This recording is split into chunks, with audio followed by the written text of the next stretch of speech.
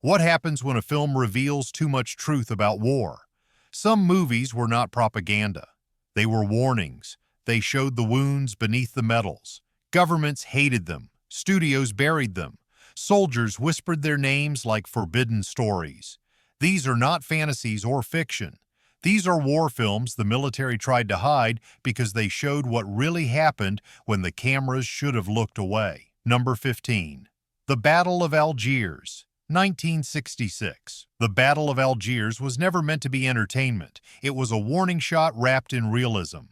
Directed by Gillo Pontecorvo, the film used non-actors and documentary-style cinematography to recreate the brutal Algerian struggle against French colonial rule. The bombings, the torture, the street executions. Everything looked so real that audiences mistook it for actual newsreel footage. When it premiered, France banned it outright. The government feared it would reignite anger over their colonial crimes. French veterans called it treason. In the United States, the Pentagon quietly banned screenings for years because it portrayed guerrilla warfare as both moral and effective. Yet irony struck when American military academies later used the film as a study tool on urban insurgency. Behind the scenes, Pontecorvo faced censorship threats. The French embassy demanded edits. Distributors received threats of violence. In some cities, theaters showing the film were vandalized. But the imagery refused to die. Critics hailed it as the most truthful war film ever made. Its legacy grew darker with time. CIA officers reportedly screened it during the Iraq War to understand resistance movements. Soldiers who saw it said it felt too familiar. The Battle of Algiers did not glorify combat. It exposed occupation itself as a slow death. It remains a haunting relic of a truth governments wish they could still silence. Number 14. Paths of Glory, 1957. Stanley Kubrick's Paths of Glory was banned by France for nearly 2 decades. It showed French generals ordering the execution of their own men for cowardice during World War I. That alone made it cinematic dynamite. The film's realism and moral fury were too much for a country still nursing pride over its military past. Starring Kirk Douglas as Colonel Dax, the film followed a group of doomed soldiers forced to assault an impossible position known as the Ant Hill. When they fail, the generals scapegoat them. Kubrick turned their trial into a cold autopsy of military arrogance. Soldiers wept watching it. Veterans called it the first film that truly understood them, but in France it caused outrage. The government banned it from theaters. Even NATO bases in Europe were forbidden to show it for fear of offending French officers. The film was branded anti-patriotic propaganda. Kubrick received threats. Distributors were pressured to pull copies. Behind the camera, Kubrick fought with studios who wanted a more heroic ending. Douglas refused. He backed Kubrick and helped push the uncompromising vision to release. Critics were divided. Some called it un-American. Others said it was the finest anti-war statement ever filmed. When France finally lifted the ban in the 1970s, audiences gasped. It had lost none of its power. Paths of Glory remains a mirror no general wants to look into. It was not about cowards or heroes. It was about how war devours its own. Number 13. The Deer Hunter, 1978. The Deer Hunter was not hidden because it lied. It was feared because it felt too real. Director Michael Cimino's 3-hour masterpiece began as a story about friendship and ended as a trauma no one could escape. The film followed steelworkers from Pennsylvania who volunteered for Vietnam and returned broken in ways they could not name. Its infamous Russian roulette scenes became instant controversy. Many veterans accused it of exploiting their pain. The Soviet Union banned it completely, calling it anti-communist propaganda. Even the Vietnamese government protested. The Pentagon distanced itself. They refused to support its production because Cimino refused to glorify service. Behind the scenes, the film was chaos. Cimino demanded real locations in war-torn Thailand. Actors risked injury during the helicopter escape sequence. Christopher Walken lost 20 pounds to play his final scenes. Robert De Niro nearly drowned during a river sequence when a real explosion went off too close. Critics were split. Some hailed it as poetic. Others called it sadistic. Yet it won 5 Academy Awards, including Best Picture. Veterans who saw it in silence later admitted it was the only film that showed what happened after the medals. Its legacy endures as a cinematic wound. Governments wished audiences would forget it, but the sound of that single revolver chamber spinning still echoes through American war cinema. Number 12. Casualties of War, 1989. Casualties of War was Brian De Palma's most disturbing project. It was based on a true story from Vietnam where American soldiers kidnapped and murdered a civilian woman. Hollywood wanted nothing to do with it. Studios said audiences were not ready for that kind of truth. De Palma refused to look away. The film followed Michael J. Fox as a young soldier who tries to stop his own squad from committing atrocities. Sean Penn played the unhinged sergeant who leads them down that path. The story was inspired by actual court-martial records. Every line of dialogue came from sworn testimony. When veterans saw it, they were split between outrage and recognition. The Pentagon denied all cooperation. They said it painted American troops as criminals.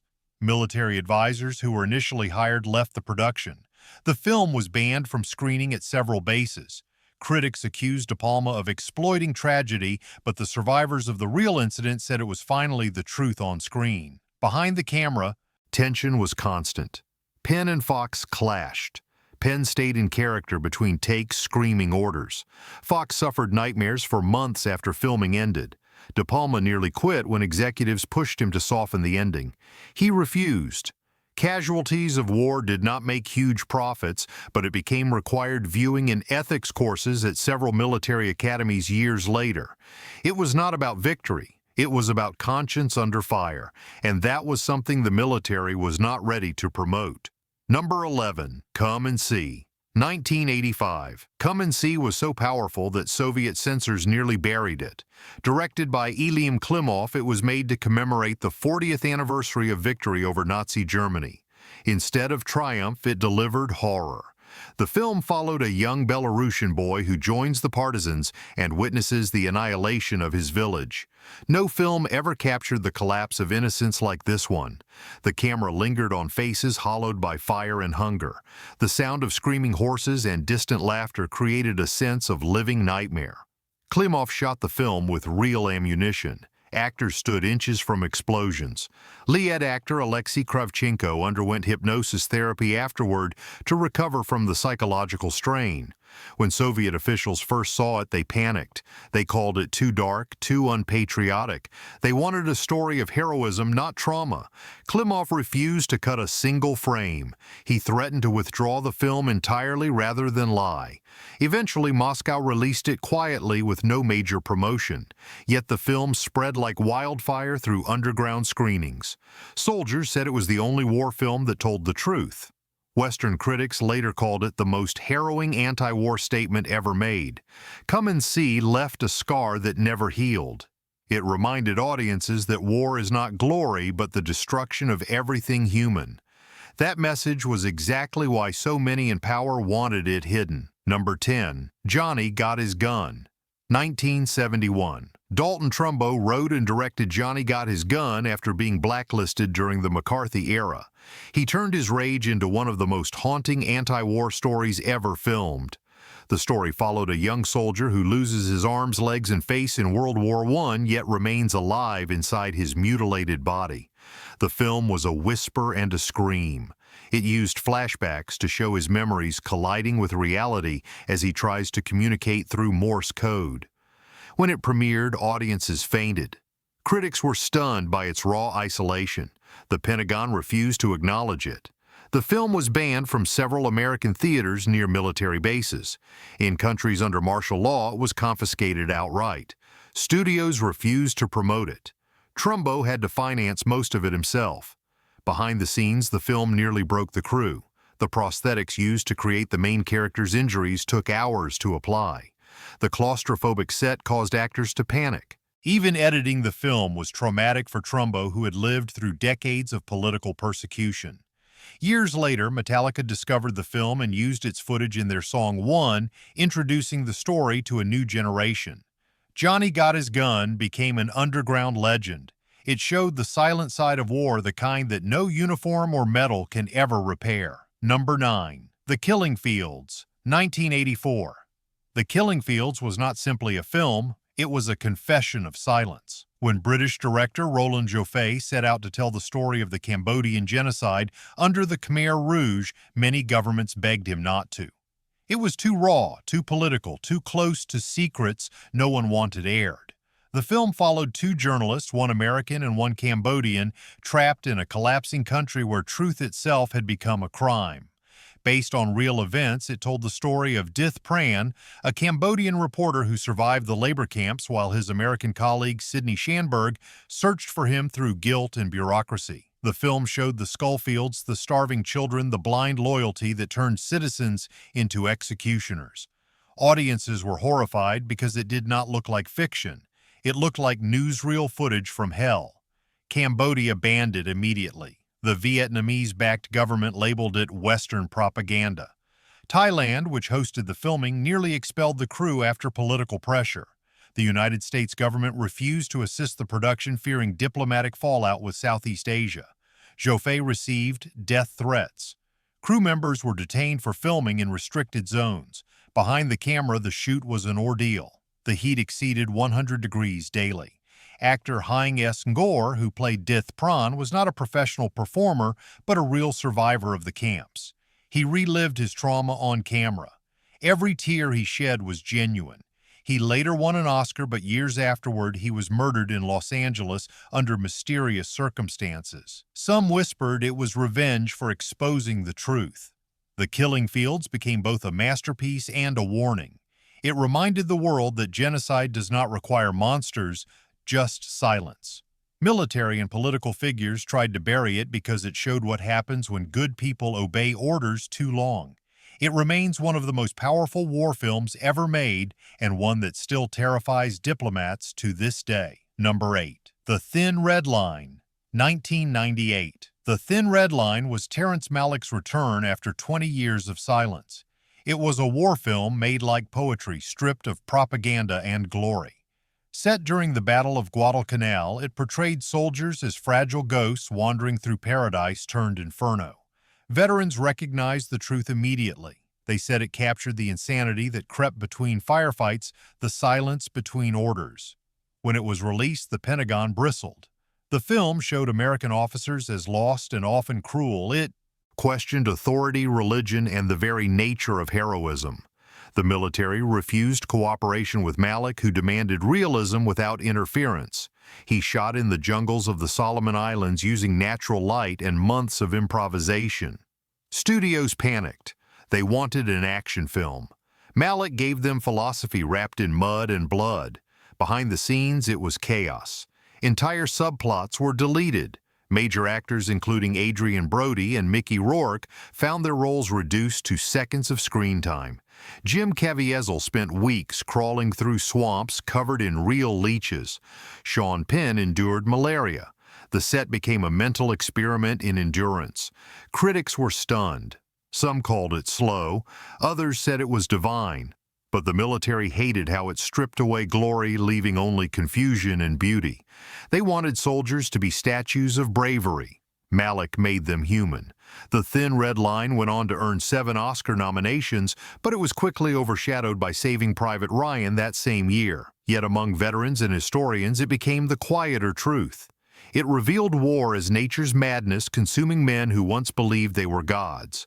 Governments prefer their myths neat and proud. Malick gave them something they could never sanitize. Number 7. Fires on the Plain, 1959. Fires on the Plain was the war film Japan never wanted its citizens to see. Directed by Kon Ichikawa, it followed a starving Japanese soldier at the end of World War II wandering through the Philippines as his army disintegrated into madness. The film's images were unbearable. Rotting corpses. Cannibalism. Desperation so deep it erased the line between man and beast. Post-war Japan was rebuilding its image as peaceful and honorable. This film destroyed that illusion. The government tried to suppress its release, labeling it unpatriotic and demoralizing. The Japanese self-defense forces refused any assistance. Even theaters hesitated to screen it, fearing protests from veterans. Yet Ichikawa insisted on truth. He said his goal was not to shame the dead, but to remind the living what blind obedience does. Behind the camera, it was a nightmare of dedication. Actor Eiji Funakoshi starved himself to portray emaciation. The crew used real skeletons from war cemeteries in certain scenes. Ichikawa demanded total realism. He shot in sweltering jungles until the actors fainted. Studio executives begged him to tone it down. He refused. Critics were divided when it opened. Some called it obscene. Others called it holy. Internationally, it was praised as one of the most honest depictions of defeat ever filmed. But in Japan, it disappeared for decades from public discussion. Schools refused to screen it. Military historians downplayed its significance. Today, Fires on the Plain stands as a quiet monument to human breakdown. It does not celebrate or condemn. It simply shows what happens when all illusions of honor collapse. That is why the military tried to hide it. Because it revealed that war does not make heroes. It makes survivors who can never truly come home. Number 6. Apocalypse Now. 1979. Apocalypse Now was not a film. It was a descent into insanity that mirrored the very war it tried to portray. When Francis Ford Coppola set out to adapt Joseph Conrad's Heart of Darkness into the Vietnam era, he wanted to expose the sickness of conflict itself. What he created was too raw for governments to handle. It showed the military machine as a hallucination powered by arrogance and madness. The United States military refused to cooperate. The Philippine government briefly allowed the crew to use its helicopters, but even they withdrew support halfway through production when the film's anti-war message became clear. Coppola financed most of it himself, sinking millions of dollars and nearly losing his sanity. Martin Sheen suffered a heart attack during filming. Sets were destroyed by typhoons. Marlon Brando showed up overweight, unprepared, and unwilling to follow the script. The result was chaos captured on film. Helicopters attacked villages to the sound of Wagner. Soldiers surfed between napalm strikes. Commanders danced through blood and smoke. Critics were stunned. Audiences were divided. The military called it disgraceful. Veterans said it was the closest depiction of the madness they remembered. Coppola faced political pressure to tone down its message. He refused. The Pentagon unofficially discouraged screenings at bases and foreign embassies. Some theaters in conservative towns refused to play it altogether. Yet the film won the Palme d'Or and became a monument to cinematic rebellion. Apocalypse Now did not glorify combat. It drowned in it. It showed that the real enemy was not the jungle or the Viet Cong, but the darkness inside men who believed they could control chaos. That truth made the film immortal and dangerous. Even now, the military prefers to talk about victory, not madness. Coppola filmed the madness they could never erase. Number 5. The Hill. 1965. The Hill was the war film Britain almost buried. Directed by Sidney Lumet and set in a British military prison during World War II, it told the story of soldiers punished by their own side for disobedience and exhaustion. The prison guards forced inmates to march up and down a man-made hill under the scorching desert sun until they collapsed or died. When the film premiered in London, audiences were not prepared. There were no battles, no enemies, only the cruelty of command and the breaking of men. The British Army hated it. They saw it as an attack on discipline. The Ministry of Defense refused any cooperation and quietly pressured theaters not to promote it. Sean Connery took the role right after becoming world famous as James Bond. The military establishment saw it as betrayal. He went from playing the perfect agent to exposing institutional brutality. Behind the scenes, Lumet fought with censors, who demanded the removal of scenes showing beatings and deaths by heat stroke. He refused. He said the film was not fiction. It was based on real prison accounts from North Africa. The production was brutal. Actors trained under actual military instructors in blazing heat. Connery fainted twice during filming. The sandstorm sequences nearly blinded the crew. Critics were divided. Some called it too harsh. Others called it the most honest depiction of military abuse ever filmed. Over time, The Hill became a cult classic admired by soldiers who knew the truth. It revealed that cruelty can exist inside any uniform and that courage sometimes means defying orders. For that reason, the military wished it would vanish. but the film refused to die. It became a silent anthem for those who served and suffered under the very system that claimed to protect them. Number 4. Platoon, 1986. Platoon was the Vietnam War film that America tried to forget before it even premiered. Written and directed by Oliver Stone, a combat veteran himself, it stripped away patriotism and left only mud fear and moral collapse. It was not a story of victory, but of survival. Stone called it his exorcism. The Pentagon rejected all requests for support. They said it would damage morale. Stone moved forward using his own experience to recreate the jungle nightmare. The actors trained in isolation, living like soldiers, eating rations, sleeping in the rain, and carrying real weapons. By the time filming began, they were exhausted, delirious, and genuine. What appeared on screen was not acting. It was breakdown. When the film released, it stunned the nation. Veterans said it captured what they had seen and done. Government officials called it dangerous. Some theaters near bases refused to screen it. Conservative groups accused Stone of dishonoring the military. Yet the film swept the Academy Awards, winning Best Picture and Best Director. Behind the camera, tension was constant. Stone clashed with producers who wanted more action, less horror. He refused. He filmed everything handheld to mimic chaos. Sound crews recorded real gunfire in the Philippines' jungles. The result was authenticity so intense that viewers left theaters trembling. The legacy of Platoon is twofold. It gave veterans a voice, but it also exposed a nation's guilt. For decades, American officials avoided speaking of Vietnam's moral wounds. Stone forced the conversation into the open. That is why the film remains both celebrated and condemned. It dared to show that war is not about good and evil. It is about what happens when both sides lose their souls. Number 3. Full Metal Jacket, 1987. Stanley Kubrick's Full Metal Jacket tore through military mythology like a bullet through glass. It was not a film about war, but about transformation and dehumanization. Kubrick split the movie into two halves. The first half followed recruits brutalized in boot camp. The second half dropped them into the wreckage of Vietnam. What linked both halves was the slow erasure of humanity. The film's realism shocked the public. Its opening scenes of shaved heads and screamed insults became cultural landmarks, but the Pentagon hated it. They denied Kubrick any assistance. No real bases, no real advisors, no military approval. Kubrick built everything from scratch in England using abandoned factories and imported palm trees to create Vietnam. He wanted total control. Behind the camera, the atmosphere was like combat. R. Lee Ermey, the former Marine drill instructor, improvised most of his dialogue until his throat bled. Matthew Modine and Vincent D'Onofrio lived under constant psychological pressure. D'Onofrio gained 70 pounds to portray the doomed recruit Pyle and suffered permanent injuries. Governments across the world debated the film's message. Some called it nihilism. Others called it truth. Several countries delayed or censored its release, claiming it would damage recruitment morale. Kubrick ignored them all. He believed war was not about sides, but systems that manufacture killers then abandon them. When Full Metal Jacket finally reached audiences, veterans saw themselves in every line. It was not patriotic, it was prophetic. It warned that training men to kill requires first killing their souls. The military preferred silence. Kubrick gave them an echo that still haunts training camps today. Number 2.